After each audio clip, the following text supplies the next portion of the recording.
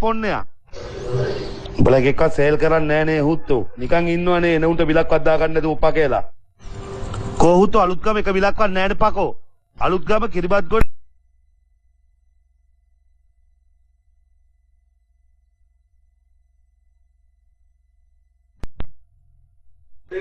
බත්තර බුල් අද දවසට එක කාඩ් මැෂින් සේල් එකක්වත් කරේ නැහැ නේ උඹ එතකොට.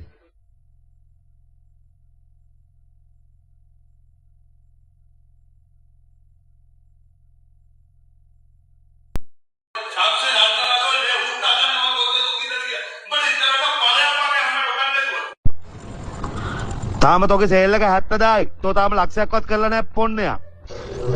උඹලා එකක් සේල් කරන්නේ නැහැ නේ හුත්තෝ. නිකන් ඉන්නවනේ එනඋන්ට බිලක්වත් දාගන්න නැතුව උප්පා කියලා. කොහුතු අලුත්ගම එක බිලක්වත් නැහැ නේ පකෝ. අලුත්ගම කිරිබත්ගොඩ බිල් වැටෙන්නේ නැද්ද තොපේ? ආ බීගමුව. එක පොන්නේක එක කැන්සල් බිලක් තියෙන්න බෑ හරිද හුත්තිගේ පුතාලා. කැන්සල් බිලක් දැම්මොත් අතින් ගෙවපන්.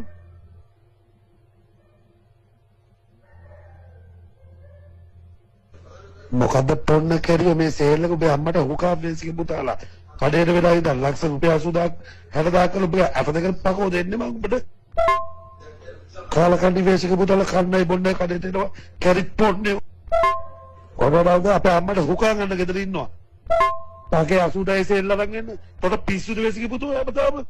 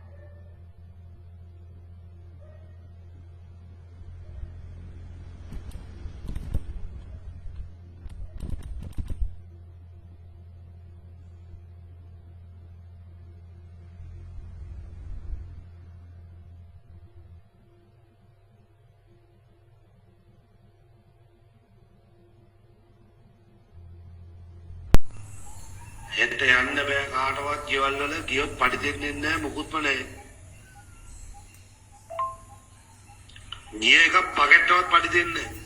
20 තමයි ඕෆර් එක තියෙන්න ඕන කැරියෙත්. ලෙඩ ඩිවාඩු අරන් ඩිවාඩු නැහැ.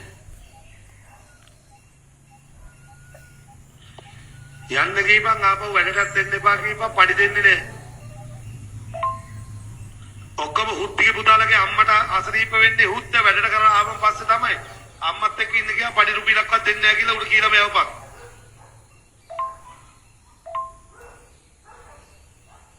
බොරු කරන එකේ සීමාවක් තියාගන්න ගියා. මම නාට්‍ය වලට අදින්නේ නැහැ දැන්.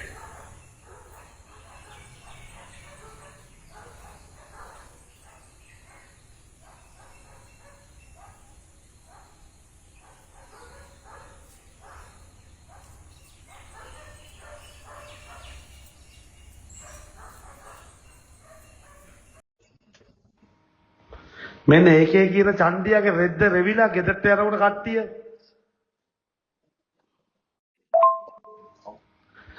චණ්ඩි වේසිගේ පුතා මෙන්න සොරිලු මොඩ මූසලයා ඔකව බලපන් මට ඔක ඉන්න තැන ඔයලා දීපන් පුළුවන් එකෙක් ලක්ෂ 2ක් දෙනවා මෙන්න දැන් සොරිලු හෙලෝ කොහොමද මේ දවස්වල අර SB එකේ වීඩියෝ එකක් වෛරල් වෙනවා ඉස්තෝත් විරාජ් වික්‍රමනායක ළමයට ගහපු එක. ඒ ළමයා තමයි මට තමයි ගැහුවේ. මේ මොකද මං එයාගේ ආයතනයේ වැඩ කරන්න කාලය අවුරුදු 4ක් මම එයාත් එක්ක වැඩ කරපු කාලය. අවුරුදු 4 ඇතුළත තමයි ඔය මම එයා ඇද්දි කැප් එක දාගෙන හිටියේ නැහැ කියලා තමයි මට ගැහුවේ. පළවෙනි පාර කුඩෙන් දමලා ගැහුවා. කුඩේ ඇවිල්ලා පපුවේ වැදුනේ. දෙවෙනි පාර තමයි ඔළුවට ගහගෙන ගියේ. මේ එදා දවසේම උදේ මම ඒ ආයතනයෙන් ආවා එළියට. මොකද ගුටි කකා වැඩ කරන්න බෑනේ අපිට. අපි එතනට යන්නේ සල්ලි කීයක් කර ගන්න එයාගෙන් ගුටි කන්ද නෙමෙයිනේ. සාමාන්‍ය යා ETF එහෙම කපනවා. ETF කපන ගුවට අවුරුදු 7ටම කපලා තිබ්බේ.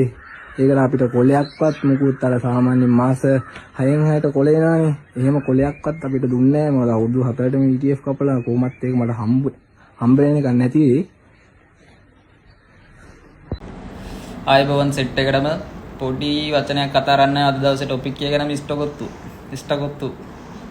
ඇත්ත පැත්ත වන්දන් කියන්න හදන්නේ. මොකද මාත් මීට මාස දෙකකට උඩදී මාත් ඉස්ටකොත්තු සේවකයෙක්, ඔෆිස් සේවකයෙක් මාත්. ඒ නිසා මම මේ ගැන කතා කරන්න ඕන. මේ මම වගේ අසාධාරණ ලක් වෙච්ච තව ගොඩක් කට්ටිය ඉන්නවා. කොල්ල කෙල්ලෝ ඉන්නවා. මාත් ඒ අතරින් එක්කෙනෙක්. මොකද ඉස්ටකොත්තුගෙන් ගුටි කාලා බැනුම් අහගෙන අම්මා තාත්තා මතක් කරගෙන කොයි වෙලෙත් වැඩ කරපු කොල්ල කෙල්ල බොහොමයි. කෙල්ලොන්ට අසෝබන විදිහට බැනපු ඒවා බොහොම සිද්ධි ගොඩාක් තියෙනවා. එතකොට මම පොඩි වචනයක් කතා කරන්න ආවේ මාත් ඔය අසාධාරණ ලක් වෙලා තියෙනවා. හරියටම 2026 මාර්තු 28 කොහොම හරි මට මිස්ටර් විරාජ් කෝල් එකක් ගන්නවා මහරගම බ්‍රාන්ච් එකට ඩිලිවර් වෙලා නැහැ කියලා වෙජිටබල් ටිකක් හරි මොනවා හරි. එතකොට යාගේ එදා හිටපු මැනේජර්ගේ අතේ තිබුණ වැරද්දක් ඒක මගේ පිට දාලා එදා මම හිතන්නේ එදා එයාගේ තාත්තා තමයි වාහනේ අරන් ආවේ ස්ටෝර්ස් එකට. ඊට පස්සේ මිස්ටර් විරාජ් වීල් එක ඇවිල්ලා බහපු ගමන් ස්ටෝර්ස් එක තියෙන පන්නේ පිටිය රත්නාල් දෙනියේ යාළුවාගේ වල් ගාවමයි වීල් එකෙන් බහලා ආපු ගමන් ගහගෙන ගිහිල්ලා මම මුකුත් කියන්න ගත්තෙත් නෑ. ඉස්සර කියලා මොකුත් ඇහුවේ නෑ. මං කණාල්ල ගත්තා විතරයි. හරියට මාර්තු 28 3:00 අතර. ඇසින්දුටු සාක්ෂිකාරයෝ ඉන්නවා. මා ළඟ ෆුටේජ් නෑ. ඒ දවස්වල මොකද මම පිටගමක කෙනෙක්. මං ඔයාලට කියන්නේ දැන් මම මෙඩිකල් එකක්වත් මං පොලිසිය එන්ට්‍රියක්වත් මං දැම්මේ නෑ. මොකද මම පිටගමක අම්මා තාත්තා ලෙඩින් ඉන්නේ. අහිංසක විදිහට මම ජොබ් එකක් කරගෙන සල්ලි හම්බ කරන්න කොළඹ ආවේ. එතකොට මම ඒ ගැන ඇඩිය මං පොලිසිය පැත්තෙන් ගියේ නෑ. මේ ලීගල් පැත්තෙන් ගියේ නෑ. මං කනල්ල ගත්තා. මම බිම දාගෙන පාගලා ගෑවුවා. එතන හිටපු තව දෙතුන් දෙනෙක්ටම පාරක් අදනවා. හොඳටම ගැහුවේ ඉස්ටකොත්තුගෙන් ඇත්තටම හොඳටම ගැහුවේ මටයි. මහරගම දා වැඩ කරා තව කොල්ලෙක් කකුල් පැලෙනකම් ගහලා තිබ්බා. කොල්ලන්ට ගොඩක් අසාධාරණකම් වුණා. මම එකක් දෙකක් තමයි කියන්නේ. හොඳටම ගහපු එකෙන් දෙවනියා තුන්වෙනියා තමයි මම ඉන්නවා. ඒක කියන්න ඕනේ ඊට වැඩිය මම ප්‍රොෆෙෂනල් කියලා හිතාගෙන තමයි ගියේ. ඇත්තටම මම ගියේ 2025 ෆෙබ්‍රුවරි ලාස්ට් තමයි මම ගියේ වර්ක් කරන්න. එතකොට මම හිතන් හිටියේ මිස්ටර් විරාජ් කියන හොඳ සත්පුරුෂයෙක් කියලා. ඒ කියන්නේ හොඳ මිනිස්සෙක් කියලා මිනිස්සුන්ට උදව් කරන. ඒක ඉතින් අවුරුද්දක්වත් මාස දෙක තුනක්වත් යන්න කලින් මට ඒක තේරුණා. ඊට පස්සේ ඉතින් මම ලීගල් පැත්තෙන් ගියේ නෑ මොකුත්. එතන හිටපු දෙන්නේ තුන් දෙනෙක්ටත් ගැව්වා. එතන ලේඩිස්ලා ටිකටත් බැන්න. ඇත්තටම මම IT සයිඩ් එකෙන් ගිහිල්ලා අන්තිමට එතන උනේ මේ වෙජිටබල් කඩන්න. කියන්නේ අවුට්ලට් වලට වෙනම සෙපරේට්ලි වෙජිටබල් කඩන්න තමයි. එතන ගොඩක් ඩිග්‍රී ගහපු කට්ටිය ප්‍රොෆෙෂනල් වැඩ කරගෙන හිටිය අයට ඔක්කොම බල්ලෝ ගන්නට දාලා සලකලා එයාලගේ මිස්ටර් විරාජ්ගේ දෙමව්පියෝ හැම දෙනාම මේ අසාධාරණකම් වලට වග කියන්න ඕන. කියන්නේ එතකොට මං වගේ අසාධාරණකම් වලට ලක් වෙච්ච කට්ටිය කුණු හරපෙන් බැනුම් ආපු කට්ටිය. මම ඇත්තටම මගේ අම්මත් ලෙඩින් ඉන්නේ තාත්තත් ලෙඩින් ඉන්නේ ගම රත්නපුරේ කහවත්තේ. එතකොට මාත් මේ ගැන කිව්වේ නැත්තම් තව දුර ඉඳන් එන කොල්ලෙක් අසාධාරණයට ලක් වෙන්න පුළුවන්. ඒ නිසා මම මේ වචනේ කතා කරන්න පුළුවන් තරම් ෂෙයා කරන්න. අනිවාර්යයෙන්ම මේ ගැන මේ කරන්න. මොකද මේ අවුරුද්දයි මාස 6ක් සේවය කරා. 3 මාස 3ක් දුවේද. එතකොට මට EPF කැපු ඒවා කිසිම මට ඉන්ෆෝම් එකක් මොකුත් කළේ නැහැ. ඒවා කොහොමද ඒවා වතුර ගියා වගේ සේවා කාලේ. මම ඉතින් පැත්තකට වුණා මේ සර් මම එදාම ගාපු දවසම මං සර්ට රෑම කෝල් කරලා ඉවර සර් මම පහුවදා ඉඳන් එන්නේ නැහැ මෙහෙමයි කියලා. එහෙම ගියා ඊට පස්සේ මට රිප්ලයි එකක් දාලා තිබ්බා. ඒව කරන්න එපා වැසුන් මේ 10 වෙනි දිනකන් එන්න. මේ ඔයාගේත් වැරද්දක් තියෙනවානේ මං කිව්වා සර් මගේත් වැරද්දක් නැහැ. මෙහෙමයි කියලා. හරි මේක කොහොම හරි දැන් වෙලා ඉවරයිනේ. ඉවසලින් ඉඳන් මට අප්‍රේල් 10 වෙනකන් ඉදියන් කිව්වා. මම මේ කොල්ලෝගේ රවට්ටන විදිහ මම මේ කියන්නේ. හරි අමානුෂිකයි මේ කියන්නේ දුර ඉඳලා එන කොල්ලොන්ට සලකන විදිය. මොකද මම ආවේ මේ ස්ටෝස් නෙමෙයිනේ ස්ටෝස් ආවනම් කමන්නේ නැහැ. ගුටි ගාතිය මරුවත් කමන්නේ මොකද වැඩේ හරියට කරලා නැත්තම්. මොකද වැඩෙත් හරියට කරලා ආපු පොසිෂන් එකත් වර්ක් කරලා නෙමෙයි. දෙකම බලන ගමන් ඒ දෙක කරලා එහෙම අසාධාරණ ලකුණාම මම ඒ දවස්වල කටවන් හිටියා. මේ මොකද මම පිට පළාතක මට මේ කිසිම දෙයක මේ ලීගලි පැත්තෙන් ගියොත් මට ඒක මකුත් කරගන්න වෙන්නේ නැහැ. මම මගේ හිත දන්නවා. එතකොට සින්දුට සාක්ෂිකාරයෝ ඉන්නවා. හරියට මාර්තු 28 2:00මාරත් 3:00මාරත් අතර තමයි මේ දේ උනේ. කැමරාස් තියෙනවා ස්ටෝස් එකේ. කැමරා ෆුටේජ් දැන් යාලා ඩිලීට් කරලා ඇති. ගොඩක් කට්ටිය මේවා දන්නවා. මාත් මේ මාර්ච් 28 ගුටි කෑවා. ඊට කලින් ගොඩක් කට්ටිය ගුටි කෑවා. ගොඩක් අය හොරකම් වලට අල්ලලා ගුටි කාලා ගෙදර යවුවා. හරි අසෝබන විදිහට හැසිරුනේ. යාගේ ප්‍රෙෂර් එකත් එක්ක එතන හිටපු බලු විදිහටම ගුටි කාපු එක්කෙනෙක් තමයි මම.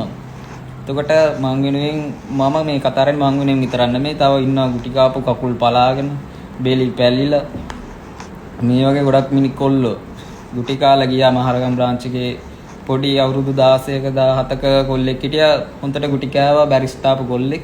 සේ කැෂියරෙන් සල්ලි අරන් කියලා. හොන්තරම ගාල් තිබ්බේ ළමයාට. ඒ වගේම තමයි මේ තව මං කියන්නේ මං වගේ දැන් අසාධාරණ ලක් වෙච්ච කෙනෙක් ඉන්නවනම් හඬනා ගන්න අනිවාර්යයෙන්ම අසාධාරණයක් වුණා නම් මිස්ටර් විරාජ්කින් ඔයා වර්ක් කරපදන මොකද හිඟා ගන්න යන්නේ වැඩ කරලා අන්තිමට අපි ස්ටෝස් එකේ හාල් මිටි එළවලු චිකන් හාල් කරපු නැති දෙයක් නෑ ඇත්තටම. ඒ හින්දා මම මේ කියන්නේ හිතෙන් එන ඇත්ත රියල් දේ. මොකද මං හිතේ ඉර කරම් කීතපු දේ මං සෝෂල් මීඩියා දානවා. මොකද මට අයිතියක් තියෙනවා මගේව දාන්න. මට මරණ තර්ජනාව මට කමන්නේ නැහැ. මොකද ඇත්ත කියන්නේ මොකද මං වගේ තව කොල්ල එන්න පුළුවන් දුර පළාත්වල ඉඳලා. ඒ හින්දා මේ රැවටෙන්න එපා. මේ වගේ දේවල් වලට පුළුවන් තරම් ෂෙයා කරන්න. මොකද මේ වගේ අසාධාරණ ලක් වෙන්න දෙන්න එපා තව එක මිනිස්සෙක්ටවත්. තව චූටි දෙයක් කියන්න ඕනේ. මේක උනේ ඊයේ මේ පෙරේදා. මිස්ටර් විරාජ් මට WhatsApp එකේ කෝල් අරන් තිබ්බා. මම රෙස්පොන්ස් කරන්න මට බාරි වුණා. අතරම වැඩක හිටියේ.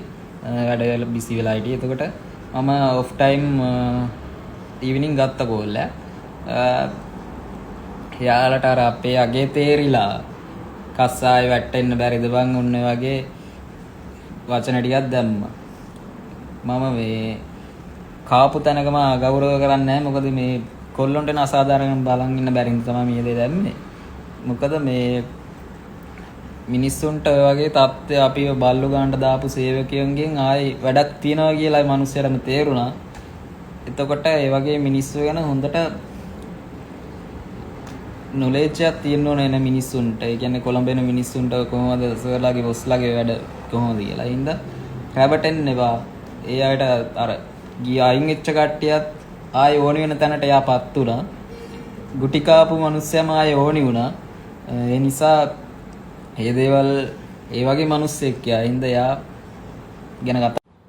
ඇත්තම කිව්වොත් මම මේ ආයෙ සේවට යන්නේ මොකද මගේ අම්මත් පැරලයිස් වෙලා ඉන්නේ. මොකද කොයිලෙක් දැය කට දින අම්මා මතක් කරලා තමයි කොයිල් බන්නේ. එතකොට මම ආයෙ අම්මට බැනුම් අස්සන්න මං ආයෙ වැට්ට යන්න ඕනිද?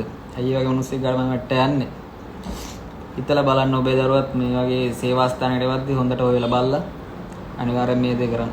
මොකද ඒ තත්ත්වෙන් ඒ ළමයි එන කියන්නේ ගෙදරටවත් කියන්න කැමති කට්ටිය නැති කට්ටිය ඉන්නවා. මොකද මමවත් ගෙදරට කිව්වේ නැහැ ඒ දවස්වල. ඒ දවස්වල මමවත් ගෙදරට කිව්වේ නැහැ. ඒ වගේ කොල්ලෝ ගෙල්ලෝ කොච්චර හිතේ තද කරන් Taman ගේමක් ගහන්න කොළඹ එනවා. ඒ වගේ මිනිස්සුන්ගෙන් හැපි තලනවා. මේවා වෙන්න බෑ. thank you set එකටම එළගේ